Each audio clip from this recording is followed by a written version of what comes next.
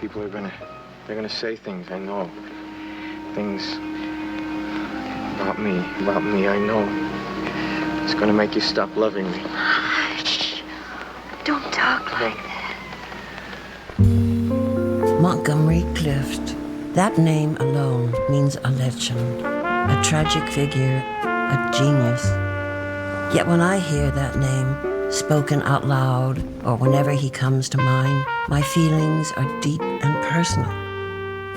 I loved this man. Monty was my dear, intimate friend, and part of our friendship was our trust in each other, in knowing that the secrets we shared were sacred.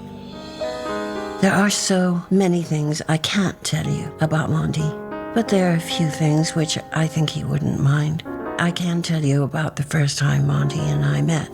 It was in the director George Stevens' office, and we were there to talk about our first film together, A Place in the Sun. I remember my heart stopped when I looked into those green eyes and that smile, that roguish, boyish smile. And I was so scared, I thought, oh God, here's this accomplished New York stage actor, and I'm just a Hollywood nothing. But Monty was so funny, and he just put me at ease. That's when I discovered we had a similar sense of humor, which was also slightly perverse. We liked each other from that day on.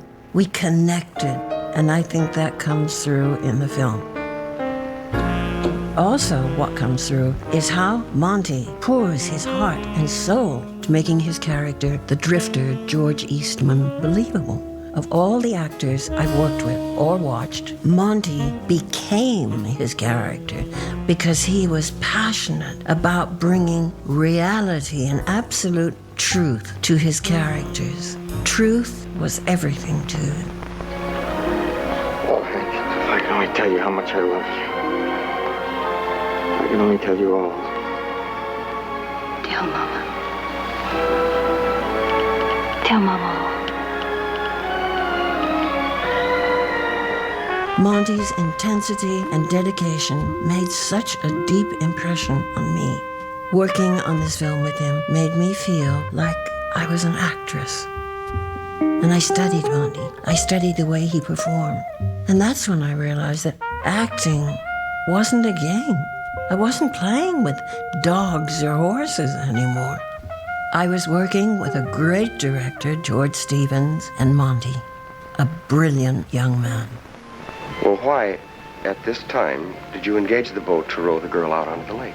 In the back of my mind was the thought of drowning her. But I didn't want to think such things. I couldn't help myself. I couldn't. What I thought was so extraordinary was Monty's ability to go through so many different stages of a character, yet be the same person. Look at From Here to Eternity. Monty played Private Pruitt. When this man had his moments of bravery, you believed 100% he could flatten the world.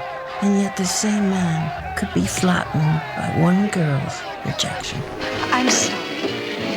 How do you think I feel? I may not get another pass for months. I've been counting on this like a kid counts on Christmas. Pruitt was such a complex human being, and Monty could reach out and tap into his emotions and bring them to the surface. Come on, clean it up.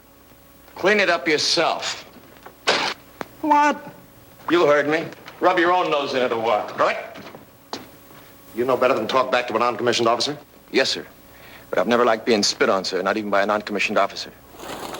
I got to work with Monty in 3 films.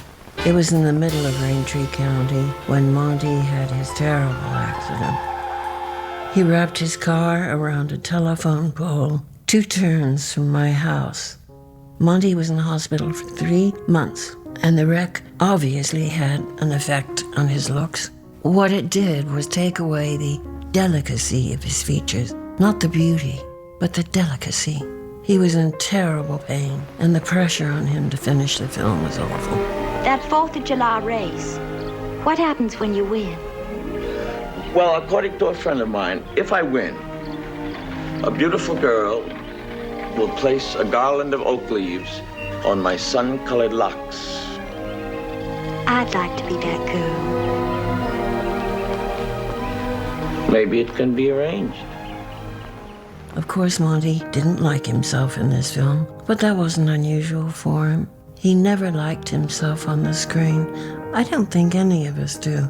There are other things about Monty's personality I can tell you about. He was vulnerable, introverted, hysterically funny. Monty was also intelligent beyond words. In his acting, nothing happened by accident. He always knew exactly what he was doing.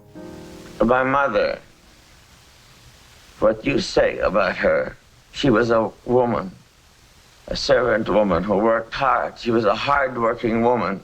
And it is not fair what you say. I miss Montgomery Clift. I miss talking to him, exchanging thoughts and ideas.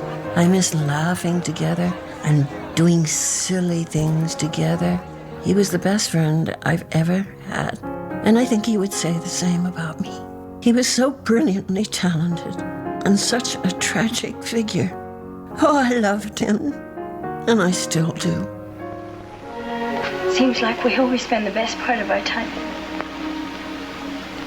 just saying goodbye. For Turner Classic Movies, I'm Elizabeth Taylor.